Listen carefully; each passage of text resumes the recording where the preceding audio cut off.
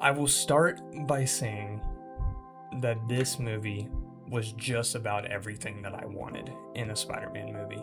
It gave a fantastic Peter Parker story. That's something that I feel like we were missing. Of course, you had like him reeling with everything going on in Europe and No Way or and Far From Home and whatever. But I don't know. I feel like this one, though he's Spider-Man the most in it, like Tom Holland specifically, though he portrays Spider-Man the most in it, I feel like that this is one of the bigger and better Peter Parker stories that we've got, not only in this series, but across the whole Spider-Man live action franchise. So very, very much appreciated that. The movie touches on a lot of different themes of isolation, the dangers of being alone. I really enjoy that. That's pretty hand in hand with Spider-Man. I mean, it kind of goes with the character, and especially with this portrayal, we haven't really seen what that looks like for him. It's really cool, and I feel like they handled it like damn near flawlessly. Punisher is a great pick to even explore those themes and offer like a different perspective to Peter, because Peter's whole deal going in is actually, I'm not gonna touch on that. I'll get into that in spoilers, but I just feel like all of the additions made to this film, Punisher, Hulk, Sadie Sink's character, they don't take away too much, or they don't take up too much of the screen time to where it just feels like a cameo fest. I feel like all of their individual portrayals feel earned. I feel like they offer perspective for the main character to kind of push forward where his arc is going and where his kind of development is going. This movie had like some of the best sequences of live action, like for any Spider-Man movie. I really enjoyed the combat. They've gone on record saying that they drew a lot of inspiration from the Insomniac games, and I feel like that is very, very felt in this movie, but not to the point where you feel like you're watching like a cutscene or anything like that. It's just more so like, holy shit, did you I think that was Insomniac. I will say TASM may have the slight edge, in my opinion, on the holy shit, did you see that moments, but the number of like very creative things that they have Spidey perform in this movie, which some of it being the Insomniac stuff, but some of it being like their own little just portrayal of how he uses his powers, I felt was very, very interesting and really blew my mind with their characterization of this hero. I did mention that Hulk was nice, but I don't want to go too deep into what I liked about Hulk's inclusion until we get to the spoiler section, so just keep that in mind. There's very special moments that highlight, I guess, the importance of his character at this point in Peter's journey.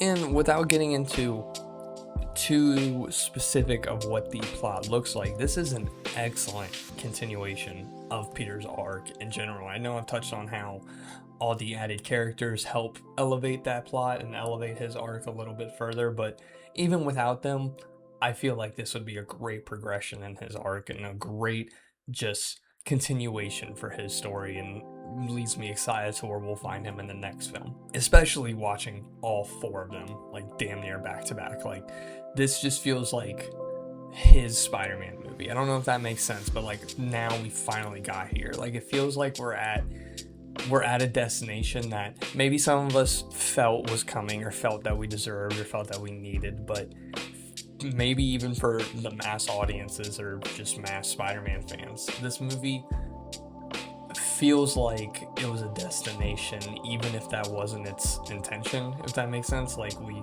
sat through these 3 movies, had to put in all the Avengers stuff, had to make sure that he fit in with the greater saga that was happening at that time, but now we have his story. We have his, not origin, but like just finally learning like what makes him tick specifically without all the other outside noise, and I really appreciate it for that. The score is probably one of my favorite things about this movie. I haven't listened to the actual album like without like watching it with the movie, but moments throughout the whole film where I was just blown away by how it sounded. And Michael Giacchino might be my favorite composer working right now. Very, very excited to see what he cooks up for the Batman Part 2, because I believe reports just came out recently that he is going to come back for that. So very, very exciting. It's pretty something that's like funny only to me is Danny Elfman, like back in late 80s and then early 2000s, made themes for Tim Burton's Batman and Raimi's Spider-Man. And, you know, in my opinion, both those themes are pretty iconic to their respective character, right?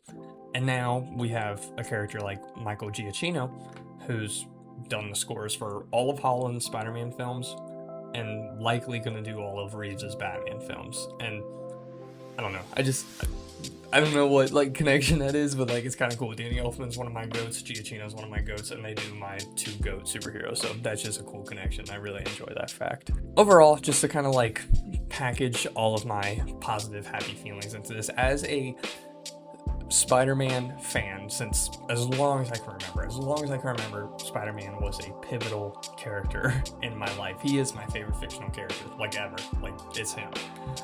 With all that in mind, this movie really kind of rocks, dude. Like, I'm super, super happy with it. I'm trying to be cautious of not diving super into just recency bias and allowing that to completely, like, control my narrative of how I feel about this movie.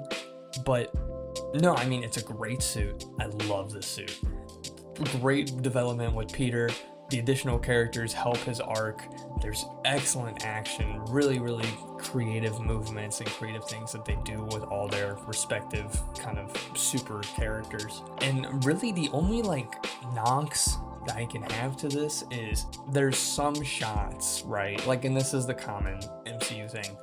There's some CGI shots that maybe don't look too great. Maybe look like they could have got another pass over. Maybe look like kind of looks very green screeny.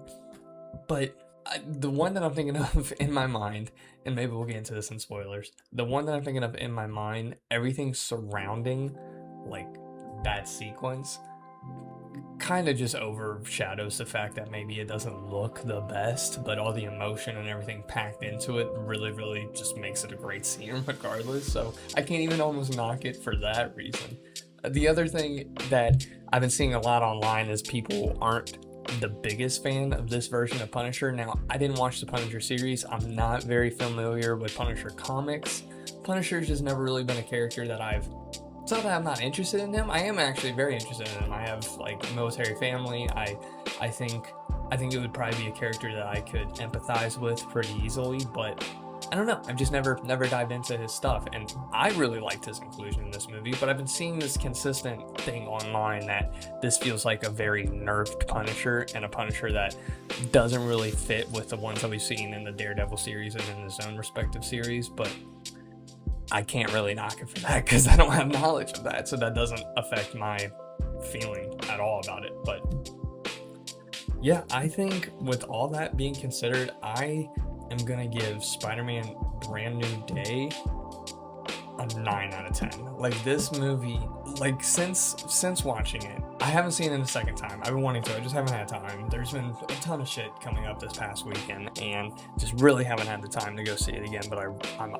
dying to. And every day since I first watched it, it's just hit me at one point or another, like, wow, it is astounding that that movie is as good as it was.